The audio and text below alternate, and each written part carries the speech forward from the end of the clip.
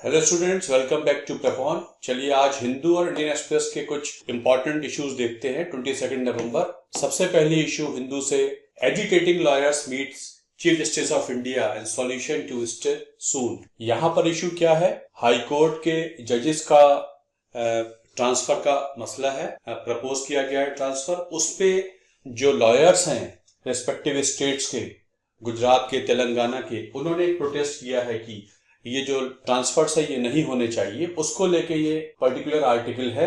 इस पे chief justice of India and 2 other top जजेस agree to examine the grievances of lawyers of Gujarat and Telangana high courts while strongly conveying that they have to get back to work. CJI का कहना है कि वकीलों की strikes होती हैं, उससे प्रॉब्लम्स हो जाती है। 4 करोड़ से ज्यादा केसेस कोर्ट्स में पेंडिंग हैं।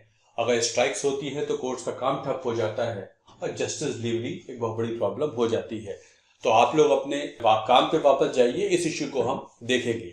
इश्यू ये है कि जजेस को ट्रांसफर करने की बात की गई है और वकील कह रहे हैं कि ये ट्रांसफर्स नहीं होने चाहिए। अब बात क्या है? संविधान को देखें तो ये पॉसिबल है आर्टिकल 222 ऑफ द कॉन्स्टिट्यूशन में कि the president of India in consultation with CJI can transfer one high court जज from one high court to another. High court के जज का ट्रांसफर राष्ट्रपति का मतलब है सरकार, obviously done formally by the president of India on the advice of government. इसमें एडवाइस करेगी तो फॉर्मली राष्ट्रपति करेंगे, बट सीजीआई से कंसल्ट करेंगे। तो जब इसकी बात करते हैं तो इस आर्टिकल को ले लें हम तो 2008 222 नंबर का आर्टिकल आ जाएगा, वो इंपॉर्टेंट है। साथ साथ जब ये केस आगे जाएगा ट्रांसफर को लेके तो आपको 3 केसेस की और बात मिलेगी इसमें। फर्स्ट जजेस केस, सेकंड जजेस केस, थर्ड जजेस केस। शुरू में इमरजेंसी के समय जब ये जजेस को ट्रांसफर किया गया था तो उसमें से एक जज ने अपने ट्रांसफर, इमरजेंसी के समय जो पर्पस था वो पॉलिटिकल ज्यादा था, रियल नहीं था। तब एक जज ने हाई कोर्ट में चैलेंज कर दिया था कि मेरा ट्रांसफर नहीं होना चाहिए। उससे केस बना। 5 जजेस बेंच ने उस केस को देखा। उसमें 3 जजेस ने कहा कि एक तो जजेस की कंसेंट रिक्वायर बिल्कुल नहीं होती है, हाई कोर्ट के जज को ट्रांसफर करना है तो जज की कंसेंट नहीं चाहिए। 2 जजेस ने कहा था जज की कंसेंट चाहिए है, पर मेजोरिटी ने कहा जज की कंसेंट नहीं चाहिए होती। जब भी ट्रांसफर हो तो पब्लिक इंटरेस्ट में हो, कैसे एडमिनिस्ट्रेशन ऑफ जस्टिस को ज्यादा बेहतर बनाया जा सकता है, इस उद्देश्य से हो, पनिशमेंट के तौर पे नहीं होना चाहिए। और फाइनली जब फर्स्ट जजेस केस, सेकंड जजेस केस, थर्ड जजेस केस में बात निकल के आई तो ये रहा कि इस पूरे ट्रांसफर के प्रोसेस को chief justice of India initiate करेंगे। सीजीआई बात करेंगे उस हाई कोर्ट के चीफ जस्टिस से जहां से ट्रांसफर हो रहा है, उस हाई कोर्ट के चीफ जस्टिस से जहां कोर्ट ट्रांसफर हो रहा है, और एक सीनियर सुप्रीम कोर्ट जज से भी बात करेंगे। उनसे बात करने के बाद ये पूरा प्रपोजल सुप्रीम कोर्ट कोलेजियम के सामने जाएगा जिसमें सीजीआई होंगे और 4 सीनियर मोस्ट जजेस होंगे। ये पांचों जो फॉर्मल मीटिंग करके, कंसल्टेशन करके अपनी राय भेजेंगे मिनिस्ट्री ऑफ लॉ को, सरकार को भेजेंगे। फिर सरकार रिकमेंड करेगी राष्ट्रपति को तो ट्रांसफर हो जाएगा। तो अल्टीमेटली सुप्रीम कोर्ट कोलेजियम, उससे पहले सीजीआई इनिशिएट करेंगे प्रोसेस को और उसके बाद 2 सीजे से बात होगी, मतलब एक उस हाई कोर्ट के सीजे जहां से ट्रांसफर हो रहा है, जहां को हो रहा है, ये कंसल्टेशन होगा। फाइनली कोलेजियम बताएगा। ये मेमोरेंडम ऑफ प्रोसीजर जो हुआ करता है जजेस के अपॉइंटमेंट ऑफ ट्रांसफर से संबंधित हुआ करता है, एमओपी, इसमें भी लिखा हुआ है। तो बेसिकली देखा जाए तो ये पूरा जो जजमेंट है, ये जो पूरा इशू है, ये बॉइल डाउन इसी पे करेगा आकर कि जजेस का ट्रांसफर संवैधानिक तौर पे तो हो सकता है, और उसमें अगर कोई इशू ये आती है कि ये जो ट्रांसफर हुआ है ये किसी और पर्पस से हुआ अदर देन पब्लिक इंटरेस्ट, तो चैलेंजेबल भी है। बट चैलेंज कौन करेगा? जिस जज का ट्रांसफर हो रहा है वही इसको चैलेंज कर सकता है। ये ट्रांसफर जस्टिशिएबल है, लेकिन जस्टिशिएबिलिटी इस तौर पे देखी जा सकती है कि प्रोसेस ऑफ कंसल्टेशन ठीक से हुआ है नहीं हुआ है, प्रोसेस पूरा हुआ है नहीं हुआ है, अदरवाइज और किसी ग्राउंड पे नहीं देख सकते हैं। और जिस जज का ट्रांसफर हो रहा है वही इसको चैलेंज कर सकता है, अदर देन दैट जज नोबडी कैन चैलेंज। तो बेसिकली यहाँ पर हमारे मतलब की बात यह है, अगर हम इसे आगे आने वाले दिनों में देखेंगे इस इश्यू को, अगर ये एग्रीवेट होती है तो आर्टिकल 222 आ जाता है और फर्स्ट जजेस, सेकंड जजेस, थर्ड जजेस केस आ जाएगा। और ये 2-3 बातें जो अब तक ट्रांसफर के केसेस में हुई हैं, जजेस ट्रांसफर केसेस में, ये वही है कि जज की कंसेंट रिक्वायर्ड नहीं होती है, पब्लिक इंटरेस्ट में होना चाहिए, पनिशमेंट के तौर पे नहीं होना चाहिए। अगर ये तय हो जाएगा कि पनिशमेंट के तौर पे हो रहा है या नेशनल इंटीग्रेशन का पर्पस गलत तरीके से दिखाया गया, ऐसा नहीं है, तो हो सकता है कि ये खारिज हो जाए, अदरवाइज भी बहुत ज्यादा इसमें बात नहीं हो सकती है। अगले टॉपिक पे आ जाए तो बात आ जाती है केरला की, जहां पर एक बहुत लंबे समय से इश्यू चल रही है between the governor of Kerala and जो वाइस चांसलर्स यूनिवर्सिटीज के उनके बीच में।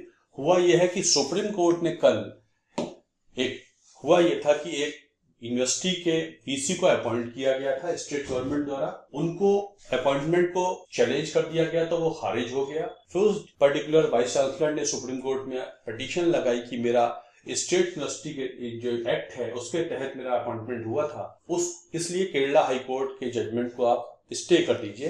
तो supreme court on Monday decline to stay Kerala high court decision to revoke the appointment of Kerala university fisheries and ocean studies vice chancellor K Riji John. ये issue है कि ये जो मिस्टर जॉन है ये आए थे केरला हाई कोर्ट के फैसले को रद्द करवाने की, स्टे करवाने के लिए कि मेरा जो अपॉइंटमेंट हुआ है वो यूनिवर्सिटी एक्ट के तहत हुआ है। अब यहाँ पर इशू ये निकल के आ रही है, अगर इशू देखेंगे आप, फेडरल इशू बनती जा रही है स्टेट लॉ। केरला यूनिवर्सिटी का एक पर्टिकुलरली कानून बना हुआ है, आप इस आर्टिकल को देखेंगे तो वहां लिखा हुआ है कि जो particular fisheries, Kerala fisheries act comes into article entry 14 of the state list. State list का मुद्दा है तो स्टेट लॉ इस पे काम करेगा, लेकिन यूनिवर्सिटी ग्रांट कमीशन की 2018 की जो गाइडलाइंस हैं, रेगुलेशंस हैं, उनको फॉलो होना चाहिए। वो कहते हैं कि जब भी वीसी का अपॉइंटमेंट होगा तो एक सर्च कम सिलेक्शन कमेटी 3 लोगों का नाम भेजेगी, उसमें से एक को चांसलर जो कि गवर्नर होते हैं वो अपॉइंट कर देंगे। तो यहाँ इशू ये निकल के आ रही है कि यूनिवर्सिटी ग्रांट कमीशन की जो रेगुलेशंस हैं क्या वो स्टेट लॉ को ओवर पावर कर सकती है।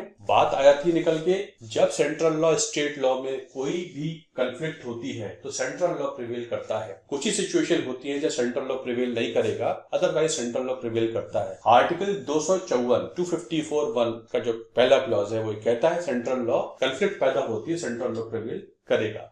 लेकिन बात यह है कि यूनिवर्सिटी ग्रांट कमीशन की रेगुलेशंस कोई लॉ तो है नहीं, ये जो आर्टिकल 254 है ये 2 लॉज के बीच में प्रॉब्लम है तो एप्लीकेबल होता है, लेकिन regulations are not laws. Regulations तो बाई लॉज होते हैं जो सबऑर्डिनेट रेगुलेशन में आ जाते हैं। तो क्या ये लॉ है? तो ये लॉ नहीं हो सकता है।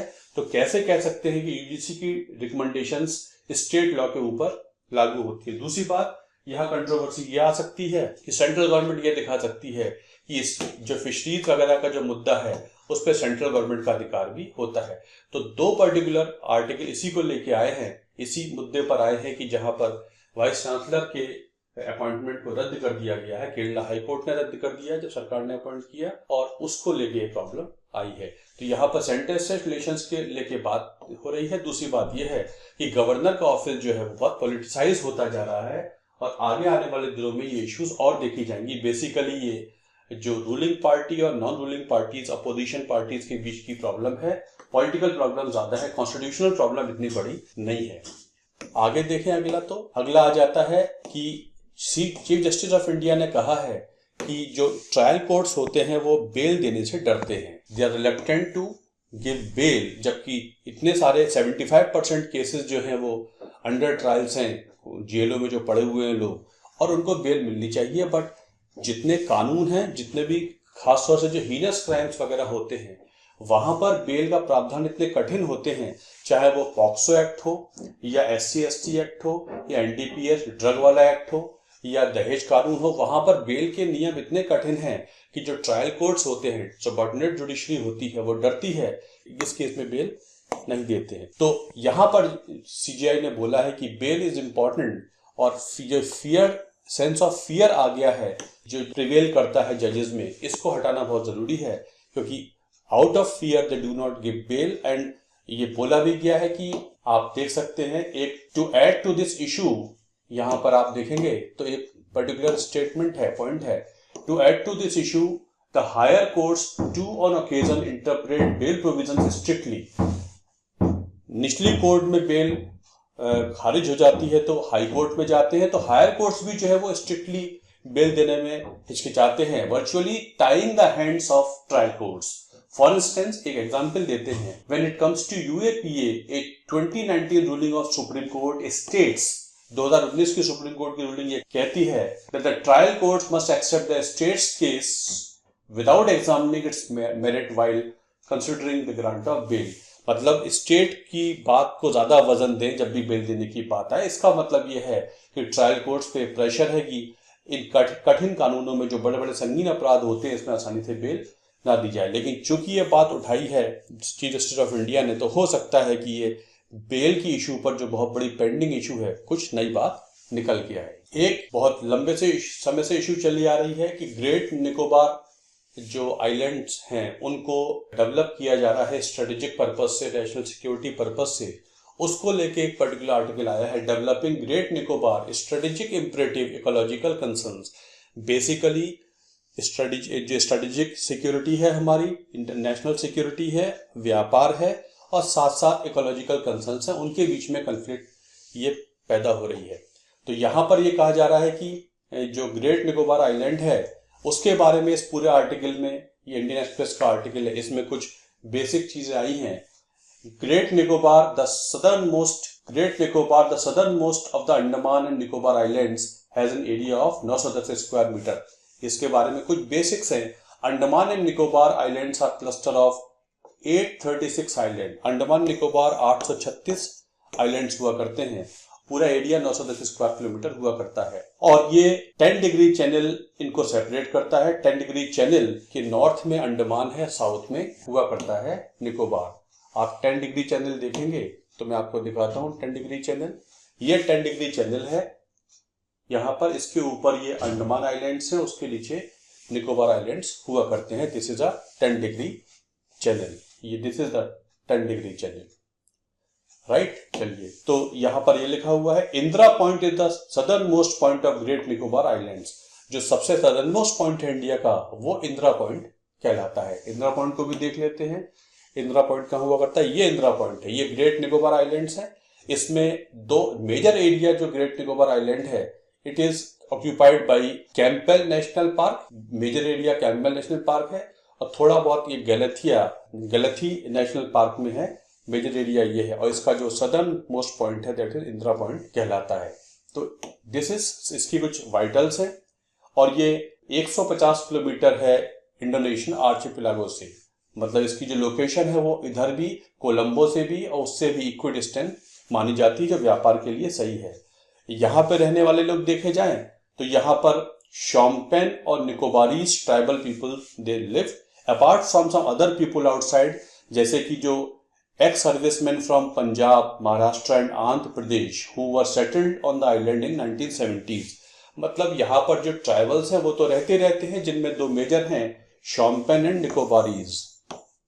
Shompen and Nicobarese.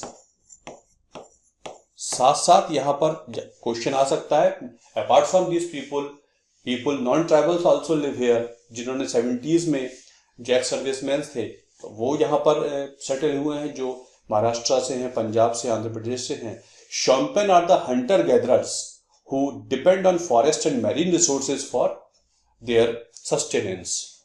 Hunter gatherers होते हैं। Nicobarese who lived along the west coast of the island were mostly relocated after 2004 tsunami. 2004 में सुनामी आई थी, उसके बाद इनको यहाँ निकोबारीज को रिसेटल किया गया है। An estimated 237 Shompen and 1094 Nicobarese individuals now live on 751 square kilometer tribal reserve, some 84 square meter of which is proposed to be denotified.